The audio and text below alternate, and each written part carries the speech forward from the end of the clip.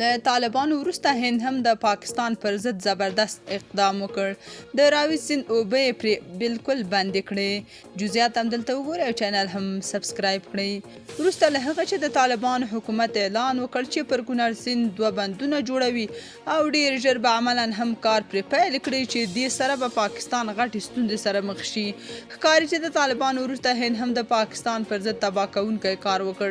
تازه خبر دا دی چې هندي چارواکو وویل چې د راوي سیند چې د پنجاب، جموں او کشمیر په پوله بهیږي پاکستان ته تړلی دی. ویل کېږي چې د راوي سیند د اوبو بندول د شاهپور کنډي بند پروژې تر بشپړېدو وروسته 2 ورځې وړاندې پیل شوي دي.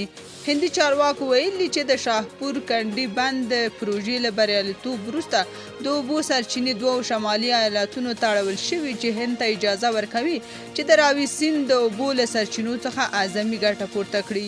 د هند اکانومیک ټایمز د یکشنبې په ورځ د کپ 6 راپور ورکړ چې هندي چارواکو وویل چې د راوي سیند څخه 1.150 کوسک اوبه د جموں او کشمیر د کنو او سامبا سیمو کې پاکستان ته د 23,000 هکتار ځمکې د خړوبولو لپاره کارول شوي. د هند او پاکستان ترمنځ د 1980 کال د سیند د اوبو د تړون له مخې هند د راوي، ستلج او بیس سیندونو پر اوبو ځانګړی حق لري په داسې حال کې چې پاکستان د سند، جهلم او چناب سیندونو کنټرول لري. تاسو په دې اړه څه نظر لرئ؟ کومنټ کې شریک او چینل هم سبسکرایب کړئ.